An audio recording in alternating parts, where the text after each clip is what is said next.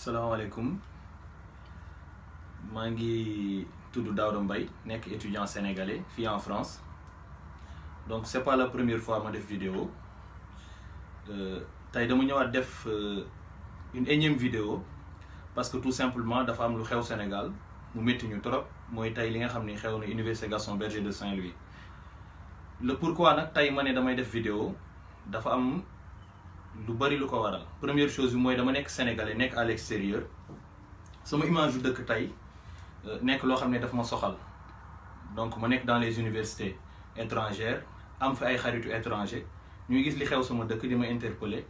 donc c'est normal tey ma mën a am lu mu métti ma jàkkaarloog samay autorité pour wax leen ni métti na ma. La deuxième chose mooy ma nekk étudiant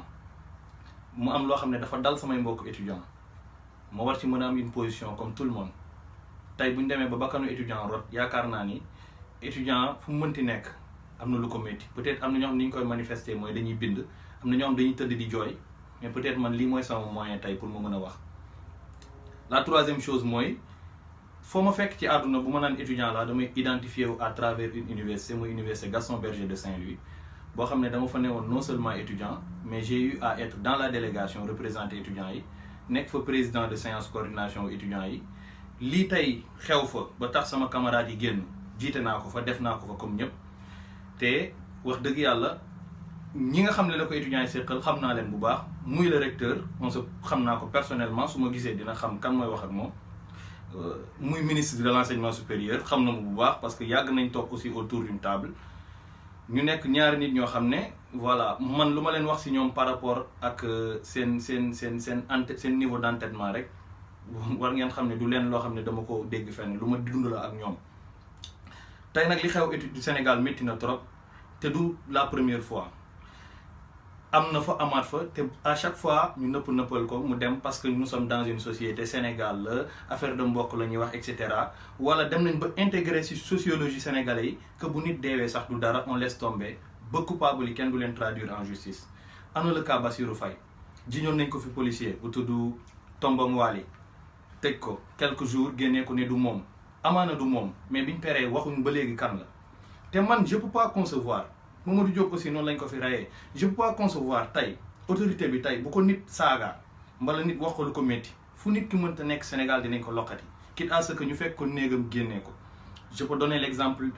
ñi fi saaga woon président je peux donner l'exemple de gens yoo xam ne jàpp nañ leen tey ne ay terroristes lañ pourtant kenn xamu leen mais foo jaar état dina leen loxati indi leen accuser leen mettre leen devant l'opinion publique. Donc je peux pas concevoir que ci benn effectif 50 éléments force de l'ordre gendarmerie nga ni mënoo si identifier kenn ki rey nit peut-être bii nit ñi waxaguñ ñu kan moo ko rey et cetera peut-être les dossiers ne sont pas encore ouverts. Mais c'est juste pour rappeler la jurisprudence Bassirou Faye mujjul fenn tey parents ñoo perte après état lu muy def ñëw jox la ndàmpaay 1 million 2 millions dem ci famille et cetera ñu médiatiser ko président moo fi ñëw ministre de l'intérieur mu yem foofu. Cette fois-ci nous interpellons les autorités. Seen meeting politique yi pourtant bu ngeen koy financer mais xaalis bi dafay ñëw wel du c'est-à-dire quand il s'agit de vous. Vous mobilisez tous les moyens. Quand il s'agit de vous, vous achetez des voitures. Vous faites tout pour corrompre des gens. Di joxe xaalis.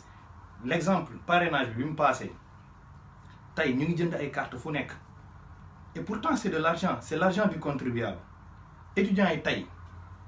ñoom ñooy avenir u dëkk bourse kese lañ laaj te pourtant c'est un droit ñoom ñoo ko moom te balaa ngeen leen ko jox di ngeen leen dóor di ngeen leen xas di ngeen leen mettre en mal ak seen famille. ba pare doog leen jox bourse bi c'est comme si da ngeen leen di saaga tey man su ma doon étudiant billahi wallahi taalaahi 36 000 francs yi tey du ma ko lekk su ma doon étudiant Sénégal tey 36 000 francs yi bu ngeen ma ko envoyé dama siy dem jënd 7 mètres percale yóbbul Baye Dalaay comme que raykatu nit la jënd 7 mètres percale yóbbul Mary Teuw te ministre de l'intérieur aussi su ma ko mënee fekk fu mu fekk naa ko jox 7 mètres percale parce que loolu lañ mérité tey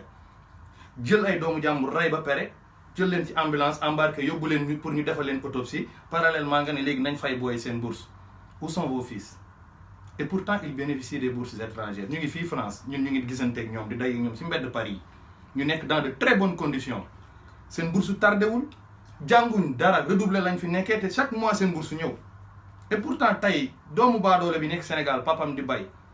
il a tout fait, il a tout mobilisé pour doomam yegg au même niveau que seen doom amul fenn fu mu ko yóbbu fu dul université publique mais bu fa ñëwee ngeen jàpp ko dóor ko du ngeen ko jox fu mu dëkk te bu jaree ngeen ray ko après du mujj fenn. Cette fois-ci nag li ñuy ñaan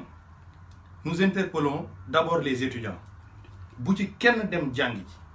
c'est-à-dire je le dis pas parce que peut-être maa ngi extérieur mais tey ku ma xam am na peut-être ñoo xam ne xamuñu ma mais ñi nga xam ne ñu ngi seetaan sama vidéo te xam ne nit li may wax ni sama xol laa ko tibbee te bu ma newoon Sénégal wallahi maa siy jiitu la preuve am naa passé à l'UGB ils peuvent s'interroger sur ça mais damay interpeller étudiants yi bu jaree sax nañ sacrifier une année lii maanaam dafa war a jeex na étudiants yi toog seen kër te seen parents yi nga xam ne ñoo leen di diaboliser bu ñu fa ñëwee ñu leen di dàq ne leen bàyyi na étudiants yi toog seen kër bu kenn jàngi ji professeurs yi sax ñu ngi leen di ñaan parce que au-delà des enseignants que vous êtes nos parents suñuy papa ngeen suñuy nijaay ngeen et cetera ñu ngi leen di ñaan ngeen solidarité ak étudiants yi jàppale leen bañ a dem jàngi ji jàngale ji du moins étudiants yi nañ toog seen i kër jusqu'à ce que le ministre de l'enseignement supérieur Mary Teuw Niane démissionne jusqu'à ce que le ministre de l'intérieur démissionne jusqu'à ce que Baïdalaay Kane et le directeur du CROUS Ibrahima Diaw démissionne ba pare ñu bañ a fàtte ñi nga xam ne ñoo rey booy yi parce que ñu ngi naan benn nit a dee ak ñaari nit deuxième bi confirmé gul mais man sax am naa information que ni deuxième